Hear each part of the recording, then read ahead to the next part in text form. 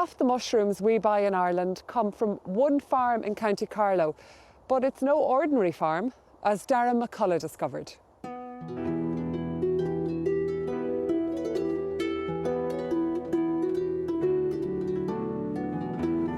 Ask the average Irish person where they think their mushrooms come from, and they may guess a field, but mushrooms are far too big a business to be left to chance. In fact, Ireland's mushroom industry has left the field far behind and even graduated from the black plastic tunnels that sprouted up all over the country 20 years ago.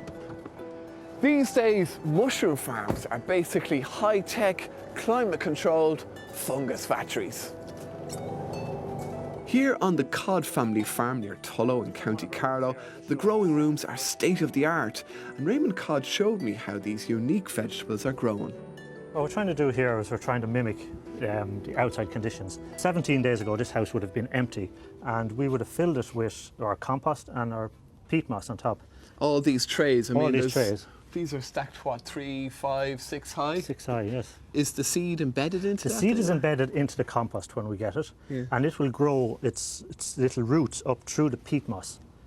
And then we will tweak the environment in here to get the mushrooms to start to fruit. And what are you tweaking? We're tweaking the temperature, the humidity, the CO2 level, and even the wind speed, the speed of the air passing over the crop. We try just to get everything perfect, just to get the perfect flush. How many days old, for example, are these mushrooms here? These mushrooms, there's some of them 3 days old. That's just 3 days old? Just 3 days old, yes. And wow. They grow very fast. They will double in size overnight. So what are you going to get out of this particular room here? This room we hope to get about £700 for every tonne of compost. Okay. So a lot of mushrooms. Yeah. The Irish mushroom industry expanded rapidly in the 1980s when plastic tunnels made it an ideal alternative farm enterprise. But the industry has changed radically ever since. At the start, it certainly was very manual. It was more of an off-farm enterprise than it was a factory like you'd see here today. I think at its peak in the mid-90s, there was over 600 producers in Southern Ireland. Unfortunately, like most agriculture businesses, that's whittled down to just around 75 at this stage. 75? That's right, yeah. There was obviously a severe cull in the sector. What happened? Buyers demanded that the sector supplied a lower cost product, and also labour became hard to get in the late 90s and early part of this century. And it just meant that you had to get very big and very professional very quickly, and a lot of people went by the wayside, unfortunately.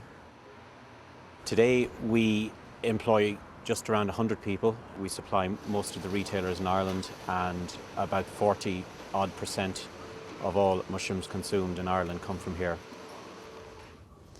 This room produces over 100 tonnes of mushrooms every single year. That's a lot of mushrooms, but more importantly, it's an awful lot of picking. Joyce, you're the woman that's going to show me how to actually, and this is the business end of the business, so to speak, is it? This is what makes it all work at the end of the day. So get your bum down there. All right, okay. Okay, the first thing you need is going to be a knife. Yeah.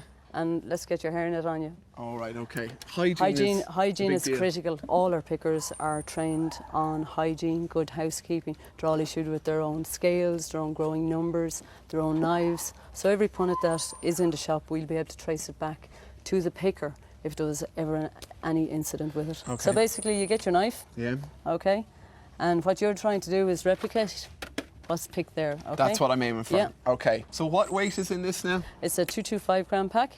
Okay. You're going to be paid by what you what pick I in pick. that, yes. So it's very important that you're picking at least 53 pounds per hour to ensure that you're getting your rate. 53 pounds per hour? That's correct. 106 of these? That's 106 of those. Oh my so God. we'll give you a few weeks to train in first. All right, okay. Certainly the pickers that we have are well able to achieve the rate. Okay, all right. Well, let's see if I'm up to the mark. Twist and push, okay? Okay, push. so just... Push, yeah. Don't be worried. Don't be afraid of it. Oh, okay. Dear. Okay, so I've messed up that one. You've messed up that one. So and then you're supposed to nip off that there. Correct, yeah, and throw it into the thing. Yeah. Okay, we won't be throwing it into it because a mushroom is like an egg. If you throw it around, it's going to get bruised. Okay. Okay. Okay. Grand. So, and can I go for any size in here now, or what we're trying to achieve is the same size of mushroom at all times. Okay, this one's fine. Okay, so just push, twist. Okay. Unfortunately, Dara. I'm not really Yeah. cutting mustard here, am I? So push and twist. I've made a bags of that. Stay with the day job, Dara. Unfortunately, stick with the day job. Damn. Okay, well, at least I gave it my best shot. Absolutely. The pickers have to earn their day's wages, They though, certainly don't they? do, and they have to keep picking. You know, it's early rise. People start picking at 6 o'clock in the morning.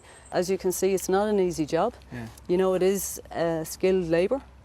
So yeah, the pressure is on them to ensure that they pick the same size mushroom at all times, Okay. and they pick to product specification. That's what the consumer wants, and that's what we want.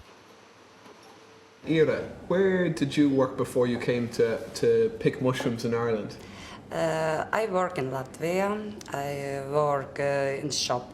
Now I have a supervisor job. I looked what girls pick mushrooms. I help for manager translate because it's lots of Latvian girls not speak English. It seems hard. You've a lot of It's- mushrooms to pick every day.